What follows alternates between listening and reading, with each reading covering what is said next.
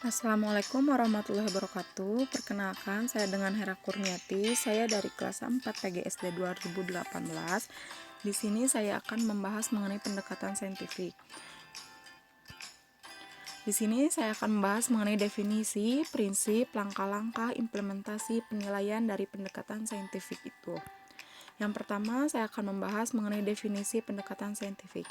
Menurut Kemendikbud 2014, pendekatan saintifik adalah model pembelajaran yang menggunakan kaedah-kaedah keilmuan yang memuat serangkaian aktivitas pengumpulan data melalui observasi, menanya, eksperimen, mengolah informasi atau data, kemudian mengkomunikasikan.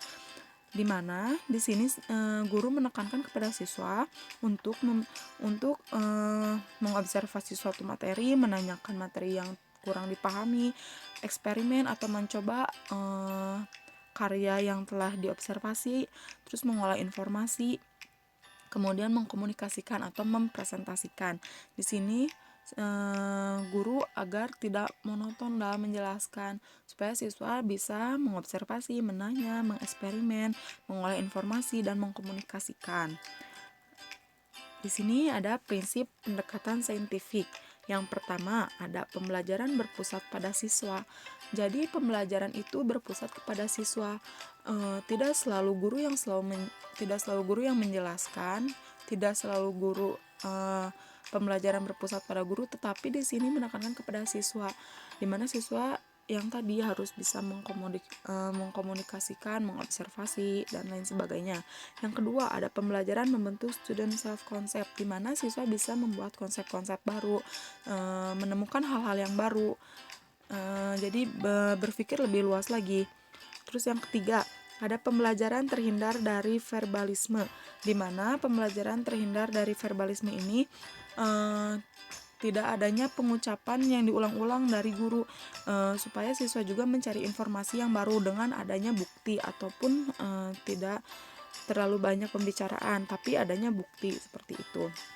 Yang ketiga, ada yang keempat, ada pembelajaran memberikan kesempatan pada siswa untuk mengasimilasi dan mengakomodasi konsep, hukum, dan prinsip. Nah, di sini siswa bisa membuat suatu konsep, suatu materi baru yang lebih luas, tidak selalu dari guru. Dan yang kelima, yang ini, di mana pembelajaran mendorong terjadinya peningkatan kemampuan berpikir siswa. Nah, di sini karena tadi sudah ada pembelajaran memberikan mengakomodasi konsep. Nah, di sini otomatis pembelajaran juga akan meningkatkan cara berpikir siswa. Bagaimana siswa bisa menemukan hal-hal baru, bisa berpikir lebih kreatif. Terus yang keenam, ada pembelajaran meningkatkan motivasi belajar siswa dan motivasi mengajar guru, di mana siswa juga akan termotivasi untuk mencari hal-hal baru, apalagi jika akan membuat suatu eksperimen, di mana siswa akan penasaran, dan di situ akan ada motivasi yang sangat baik. Terus motivasi mengajar guru pun akan menjadi baik jika siswanya itu sangat tinggi motivasi belajarnya. Dan yang ini saya akan yaitu memberikan kesempatan kepada siswa untuk melatih kemampuan dalam berkomunikasi, di mana siswa kan berdiskusi, otomatis akan komunikasinya akan baik dengan kelompok lain. Misalnya bagaimana cara memimpin suatu diskusi, bagaimana suatu diskusi itu bisa berjalan dengan baik. Nah, terus yang ini adanya proses validasi terhadap konsep hukum, prinsip yang dikonstruksi siswa dalam struktur kognitifnya. Jadi di sini adanya siswa bisa meneliti apakah benar hasil yang diobservasinya itu apakah kurang tepat, seperti itu.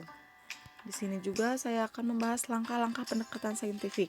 Yang pertama ada mengamati, menanya, menalar, mencoba, membentuk jejaring. Nah, di sini di observasi ini saya akan menjelaskan observasi ini seperti mengamati, di mana ada menekankan kepada membaca, mendengar, menyimak, melihat dengan alat ataupun tidak dengan alat, seperti misalnya mengamati suatu perubahan bentuk, mengamati masyarakat sekitar, mengamati gambar, ataupun misalnya mendengar pembicaraan dari guru. Nah, itu di observasi atau mengamati. Terus ada questioning atau menanya, di mana siswa mengajukan pertanyaan tentang informasi yang tidak dipahami dari apa yang diamati. Di sini misalnya siswa mengamati suatu bencana alam misalnya, tapi siswa tidak mengetahui atau kurang mengetahui apa itu mengenai gambar tersebut. Nah, itu bisa ditanyakan seperti itu. Terus di sini ada menalar, di mana siswa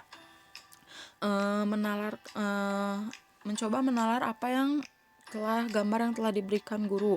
Nah, seperti itu. Terus ada experimenting, di mana siswa mencoba atau misalnya siswa mencoba suatu cara membuat atau misalnya meneliti suatu bagaimana perkembangan itu dari kacang hijau menjadi toge. Nah, itu bisa mencoba.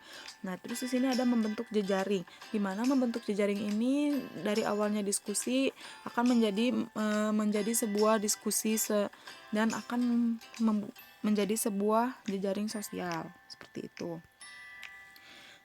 Terus di sini juga ada implementasi dari pendekatan saintifik ini sendiri. Yang pertama ada kegiatan awal, kegiatan inti, dan kegiatan akhir. Tapi di sini saya akan membahas mengenai kegiatan awal terlebih dahulu.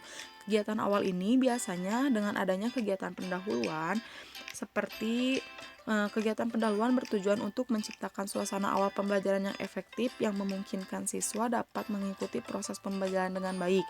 Yang kedua, sebagai contoh ketika memulai pembelajaran, guru menyapa anak dengan nada bersemangat dan gembira seperti mengucapkan salam. Yang ketiga, ada mengecek kehadiran para siswa dan menanyakan ketidakhadiran siswa apabila ada siswa yang tidak hadir. Nah, di sini saya akan mencoba mengimplementasikannya di dalam kelas. Yang pertama, kegiatan pendahuluan seperti menciptakan suasana awal pembelajaran. Otomatis di sini guru harus menciptakan awal pembelajaran dengan baik, seperti membangun semangat siswa agar di awal pembelajaran itu semangat siswa itu bisa terkumpul dengan baik. Nah, seperti guru menanya siswa, menanyakan kabar, seperti mengecek kehadiran siswa, seperti "Halo anak-anak, selamat pagi, apa kabar? Apakah sudah sarapan?" Nah, itu atau tidak dengan ice breaking, apalagi di kelas rendah, itu bisa meningkatkan motivasi siswa untuk belajar. Nah, yang kedua, sebagai contoh ketika mulai pembelajaran, guru menyapa anak dengan nada bersemangat. Nah, seperti guru mengabsen siswa, guru mengajak berdoa. Nah, seperti itu, seperti menyapa anak. Nah, seperti itu. Jadi komunikasi siswa dengan guru itu menjadi lebih dekat. Nah, seperti mengecek kehadiran juga di sini setelah termasuk juga. Nah, seperti itu. Terus di sini ada kegiatan inti.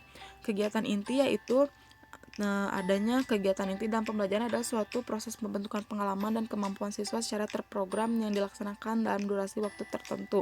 Kegiatan inti dalam metode saintifik ditunjukkan untuk terkonstruksinya konsep pembelajaran. Nah, seperti misalnya kegiatan inti dalam pembelajaran ini yaitu seperti tadi, adanya mengamati, adanya menanyakan, adanya berdiskusi. Nah, dalam pendekatan saintifik itu.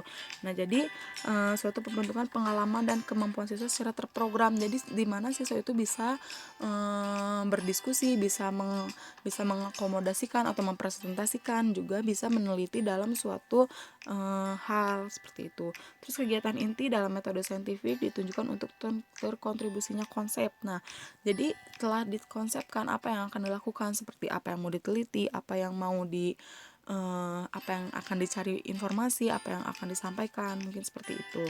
Nah, di sini ada kegiatan akhir. Kegiatan akhir ini ada 3, seperti kegiatan penutup ditujukan untuk 2 hal pokok. Pertama, validasi terhadap konsep hukum atau prinsip yang telah dikonstruksi siswa. Kedua, pengayaan materi yang dikuasai oleh siswa. Nah, kegiatan akhir ini seperti yang ini. Pertama, validasi. Jadi guru itu memeriksa hasil yang telah dibuat oleh siswa, apakah hasilnya sesuai atau tidak, atau terpenuhi, seperti itu. Yang kedua, pengayaan materi pembelajaran. Misalnya guru mengadakan suatu tes ataupun review dari hasil pembelajaran hari itu bagaimana, seperti itu. Juga ada teknik penilaian, di mana teknik penilaian ini ada penilaian proses, penilaian produk, dan penilaian sikap. Di mana penilaian proses itu guru melihat bagaimana sih proses siswa saat pembelajaran, bagaimana sih siswa saat berdiskusi, bagaimana siswa berkomunikasi dengan temannya. Nah, di sini ada penilaian proses.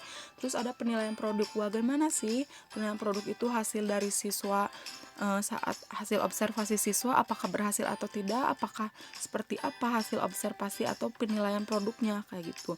Terus ada penilaian sikap, di mana penilaian sikap ini masuk seperti penilaian proses dan sikap ini, tapi proses lebih ke materinya, jika sikap ini lebih ke bagaimana siswa itu